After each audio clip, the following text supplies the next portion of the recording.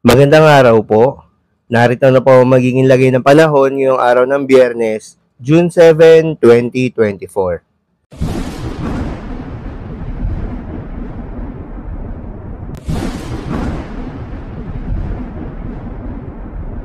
Sa kasalukuyan na tayo sa pag-asa, southwest monsoon o hanging habagat ang patuloy na nakakaapekto sa malaking bahagi ng ating bansa, particular na sa may western section ng Luzon at Visayas. Kaya naman asahan ng maulap na kalangitan na may kalat-kalat na mga pagulan at pagkidlat pagkulog.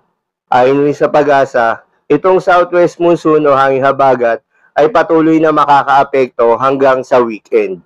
Magandang balita naman dahil ayon sa pag-asa ay walang binabantayan na low pressure area o bagyo sa loob at labas ng ating Philippine Area of Responsibility na maaaring makaapekto sa ating bansa hanggang sa mga susunod na araw.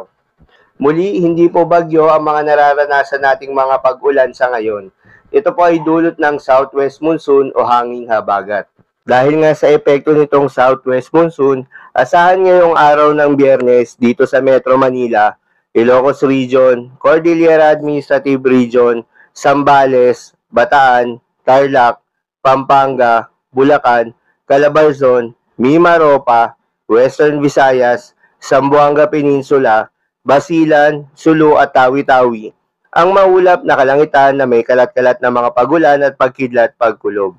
Posible ang mga pagbaha o pagguho ng lupa dahil sa katamtaman hanggang sa kung minsan ay malakas na mga pagulan.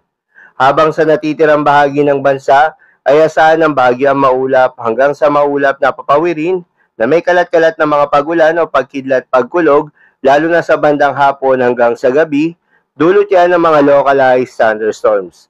Posible rin ang mga pagbaha o pagguho ng lupa during severe thunderstorms. Kaya naman pinag-iingat yung mga kababayan natin sa mga banta ng pagbaha o pagguho ng lupa, lalong-lalo na sa mga lugar na inuulan na noong mga nakaraang araw pa. At sa mga lugar na nakakaranas ng mga katamtaman hanggang sa kung minsan ay malalakas na mga pag-ulan. Para naman sa lagay ng mga dagat baybayin, ayon sa pag-asa ay wala namang nakataas na gale warning sa anumang seaboards ng ating bansa. Kaya naman malayang makakapamalaot yung mga kababayan nating mangingisda at yung may mga maliliit na sasakyang pandagat. Asahan ng banayad hanggang sa katamtaman ng mga pag-alon. Ngunit iba yung pag-iingat pa rin lalo na kung meron tayong offshore thunderstorm activity.